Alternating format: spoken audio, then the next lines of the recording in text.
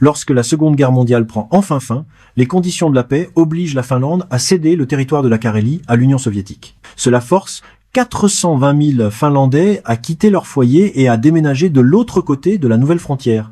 2 ans plus tard, dans un poste frontière soviétique, l'ex-commando finlandais Ottomi et son chien tentent de se rendre en Carélie.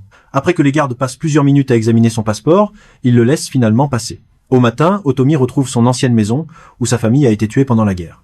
Alors qu'il regarde autour de lui, il pleure aux souvenirs qui vivent dans chaque mur et trouve une photo.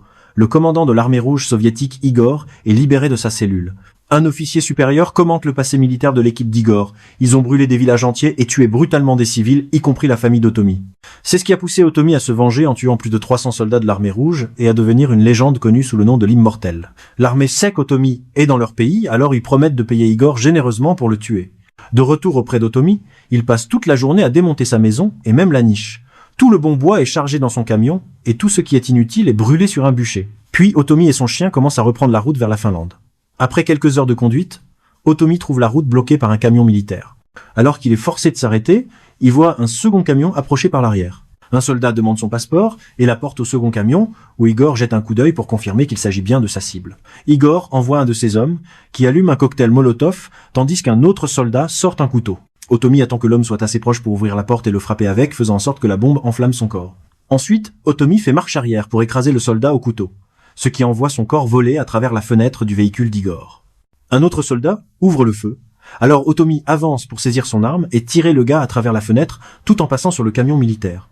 Il assomme facilement le soldat et accélère, désespéré de s'échapper. Igor appelle un 3e camion en renfort et les 2 véhicules se lancent à la poursuite d'Ottomi tandis que le cocktail Molotov explose derrière eux. Quand le soldat reprend connaissance, Ottomi l'assomme à nouveau et prend son arme. Il ne reste pas beaucoup de balles, alors il prend des munitions dans la poche du soldat pour la recharger. Puis l'homme reprend conscience à nouveau et Ottomi force le soldat à faire le rechargement avant de lui prendre son arme. Le soldat est très effrayé et souffre, donc certaines balles tombent de ses mains. Finalement, Ottomi s'arrête devant les ruines d'un vieux bâtiment et laisse le soldat partir. Igor sent un piège et fait rester son homme de main dans le véhicule avec lui. Cependant, les hommes du 3e camion sortent immédiatement et abattent le soldat. Cela permet à Ottomi de les abattre tous rapidement en pleine tête. Puis, il tire sur le pneu du véhicule d'Igor, et Igor dit à son compagnon de ne pas bouger. Pourtant, l'homme de main bouge quand même, et Igor lui tire aussi une balle dans la tête. Il ne reconnaît pas Igor, alors il le laisse en vie et remonte dans son camion pour partir. Ensuite, Igor change le pneu en attendant des camarades qui arrivent en moto. Ils repartent tous ensemble pour poursuivre Ottomi. Quelques minutes plus tard, Ottomi change de route, mais ses poursuivants suivent ses traces et parviennent bientôt à l'encercler. Ottomi essaye de tirer sur l'un des motards, mais le casque bloque toutes les balles. Le type tire en retour et Ottomi bouge de sorte que la balle ne blesse que sa joue. Cependant, il perd quand même le contrôle du camion pendant quelques secondes et quitte la route.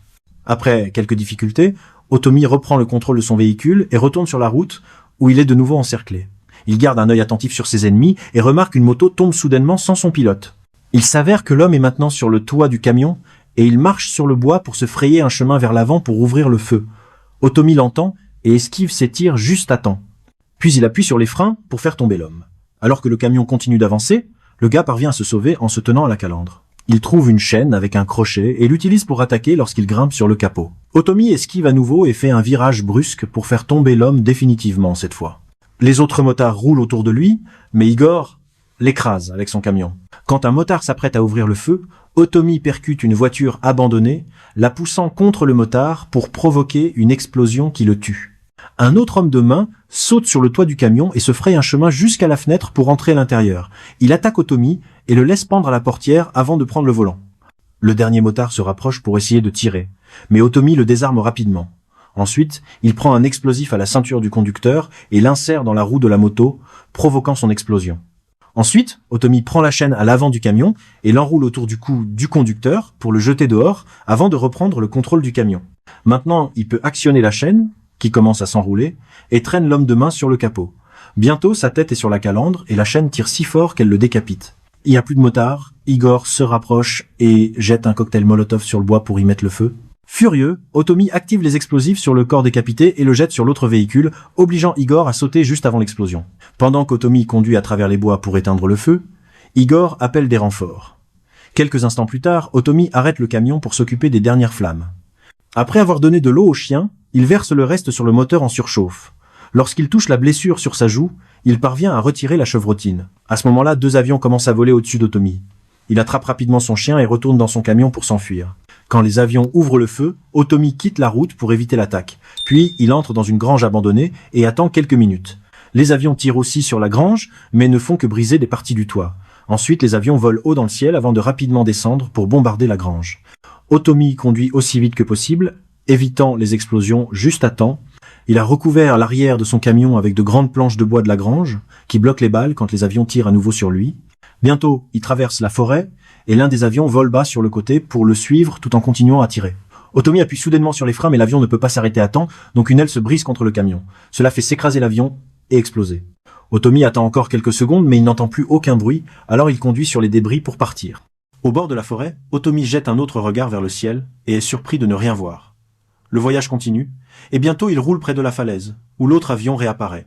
Le pilote ouvre le feu sans trop réfléchir et rapidement à court de munitions, alors il s'éjecte et laisse l'avion voler vers le camion. Otomi tire sur les sangles retenant son bois et quelques planches glissent devant le véhicule, créant une rampe. L'avion glisse dessus et survole le camion pour ensuite s'écraser à proximité dans une explosion. Lorsque le pilote atterrit, il ouvre le feu sur Otomi et rate tous ses tirs, finissant par être à court de munitions. Otomi se dirige vers lui, mais se fige quand il voit le pilote sourire. Il s'avère qu'un autre avion arrive, alors Otomi se précipite pour remettre le bois sur le camion et s'éloigner. L'avion commence à bombarder la zone, tuant le pilote dans la foulée. Les explosions poussent le camion de la falaise et dans l'eau. Heureusement, il y a une poche d'air qui permet à Otomi et au chien de respirer, mais la cabine se remplit rapidement. Otomi ouvre la porte et laisse sortir le chien pour qu'il puisse nager jusqu'à la surface. Puis il nage à l'arrière du camion pour libérer tout le bois. La photo de sa famille s'éloigne, en flottant, et Otomi la fixe jusqu'à perdre connaissance. Bientôt, le corps d'Otomi refait surface avec un morceau de bois. Le chien nage vers lui et le réveille. Quelques instants plus tard, 2 soldats fouillent la zone en bateau. Ils informent Igor qu'ils ont trouvé le camion, mais pas le corps ni le bois. Pendant ce temps, Otomi a fait un radeau avec le bois, donc lui et le chien atteignent sans danger le rivage. Cette zone est pleine de corps et de débris de la guerre, et Otomi a la chance de trouver un char abandonné avec beaucoup d'explosifs. Dans un poste frontière soviétique, Igor attend avec un groupe de soldats. Bientôt, le char arrive, transportant tout le bois et expulsant une fumée très noire. Après avoir allumé une mèche, Otomi commence à conduire vers la frontière et les soldats ouvrent le feu, mais leurs balles ne peuvent rien contre un char. Ensuite, Otomi boit un peu de carburant et le crache dans le moteur via un tuyau, ce qui fait avancer le char plus vite. Quand il est sur le point de percuter la frontière, la mèche active les explosifs, faisant voler le char par-dessus la barrière et atterrir de l'autre côté. Le bois tombe, le char perd quelques pièces et Otomi est gravement blessé. La présence du chien l'aide à rester conscient, et Otomi sait qu'il est sur le point d'être capturé, alors il mord le manche de son couteau pour détruire le bois jusqu'à ce qu'il ne reste que la lame. Ensuite, Otomi envoie le chien dans les bois pour le sauver et sort du char. Igor se prépare à lui tirer dessus, mais ses supérieurs arrivent et annoncent qu'ils le veulent vivant. Un Igor frustré traîne Otomi par la jambe et lui donne un coup de pied à la tête pour l'assommer. Un peu plus tard, Otomi est torturé à l'intérieur d'un train pour la Sibérie par un soldat qui continue de le fouetter avec un câble toujours connecté à la boîte électrique. Quand le train démarre enfin, Igor renvoie le soldat et raconte une histoire à Otomi. Il explique qu'il ne se souvient d'aucune de ses victimes sauf d'un jeune garçon qui lui a tenu tête avec juste un couteau pour essayer de protéger sa mère et son frère. Tout le corps d'Otomi tremble de chagrin et de colère, alors qu'il réalise qu'il s'agissait de sa famille. Igor révèle qu'il les a découpés en morceaux avec une pelle en fer et les a donnés à manger aux chiens errants. Il dit aussi qu'Otomi est une abomination et non une légende, et qu'il trouvera sa fin en Sibérie. Après le départ d'Igor, Otomi hurle de fureur. Avec sa soif de vengeance ravivée, il retourne son corps pour mettre ses jambes contre le plafond et tire de toutes ses forces jusqu'à ce qu'il se libère lui-même. Les soldats à l'extérieur entendent le bruit et jouent à pierre-feuille-ciseaux pour décider qui ira à l'intérieur vérifier. Otomi récupère ensuite la lame de tout à l'heure, cachée dans une blessure à sa jambe. Quand un soldat entre, Otomi fait semblant d'être inconscient. L'autre soldat s'inquiète car il n'y a que du silence pendant plusieurs secondes, pour soudainement entendre un coup de feu et un cri. Puis il y a des coups à la porte, alors le soldat ouvre le guichet et voit le visage de son coéquipier. Il demande si tout va bien, et son coéquipier hoche la tête. Le soldat ouvre la porte et découvre qu'Otomi a coupé l'autre homme en deux pour l'utiliser comme une marionnette. Le gars est si terrifié qu'il saute du train. Otomi laisse tomber l'arme qu'il a volée et lisse ses cheveux en arrière avec du sang, grondant de colère. Dans le wagon principal, les officiers supérieurs dînent agréablement. Igor demande son paiement pour pouvoir partir, mais il le force à attendre et à profiter de leur succès. Pendant ce temps, Otomi est arrivé au wagon avec son bois et prend une pioche avant de pénétrer dans le wagon suivant. Un groupe de jeunes soldats dort, Alors il se faufile prudemment pour éviter de les réveiller. Un soldat sort pour uriner, et Otomi entre dans un autre wagon juste à temps. Ici, il trouve plus d'hommes endormis et un qui revient de sa pause. Otomi jette immédiatement la pioche dans sa bouche pour le tuer, et, quand il se retourne, il découvre un autre homme réveillé. Il soulève immédiatement son lit pour l'étouffer, et le poignarde à plusieurs reprises jusqu'à ce qu'il soit mort. Soudain, le train tremble et un soldat endormi laisse tomber une bouteille, qui se brise sur le sol. Personne ne se réveille. Mais maintenant, Otomi doit marcher sur les éclats, tout en contenant la douleur. Le sang dégoulinant du lit réveille le soldat en dessous, alors Otomi s'allonge sur le sol et roule sous un autre lit. La douleur des éclats de verre est insupportable, mais il parvient à rester silencieux, même lorsque sa main active accidentellement une tapette à souris. À ce moment-là, le lit avec le soldat mort se brise, et le corps tombe sur l'autre gars qui gémit de douleur et réveille tout le monde. Otomi court vers la sortie et récupère sa pioche, qu'il utilise ensuite de l'autre côté pour verrouiller la porte. Le wagon suivant est plein de gardes de service, alors Otomi grimpe dessus et marche sur le toit. Malheureusement, il est heurté par un tuyau d'une tour d'eau et son corps tombe à travers le toit dans le wagon avec les gardes. Tous les hommes se préparent avec leurs armes, alors Otomi utilise le tuyau comme bouclier et les balles qui ricochent tuent 2 soldats. Puis il prend leurs armes et en abat quelques autres gardes, créant un tas de corps qui le protègent du reste des hommes. Il reste caché jusqu'à ce que les gardes aient gaspillé toutes leurs munitions, puis il bondit et les abat tous jusqu'à la mort. Entendant tout ce remue-ménage, Igor quitte la table pour enquêter. Il voit la fusillade dans l'autre wagon et décide de le détacher puisque de toute façon il ne sera pas payé. Otomi sort et regarde comment le train avec Igor le laisse derrière, mais il réalise aussi que la chose à côté de lui est un missile. Pendant ce temps, Igor retourne à la table et tranche négligemment le cou d'un officier, puis il sort un pistolet et tire sur tout le monde, sauf sur le chef. L'homme terrifié propose enfin une valise avec de l'argent, et Igor sourit pour finalement lui tirer dessus aussi. Les soldats réveillés fouillent maintenant les wagons et trouvent un massacre laissé par Otomi. Quand ils sortent, le missile est activé et ses flammes brûlent beaucoup d'entre eux. Otomi chevauche le missile, qui frappe bientôt le train principal et le projette à travers la porte. Otomi saute immédiatement sur Igor et un combat vicieux commence. Les hommes utilisent tout objet à leur portée, comme des bouteilles, des meubles et même les rideaux. Après de nombreux échanges de coups, Igor parvient à maîtriser Otomi et le laisse sous une table en essayant de partir avec l'argent. Cependant, Otomi revient pour plus et il trébuche dans la cuisine. Igor pousse la tête d'Otomi dans l'évier pour essayer de le noyer et il commence à se poignarder avec des fourchettes. Après quelques coups supplémentaires, Igor jette Otomi au sol et commence à le frapper avec un outil. Puis il attrape une pelle et frappe à nouveau Otomi pour l'envoyer voler à l'extérieur.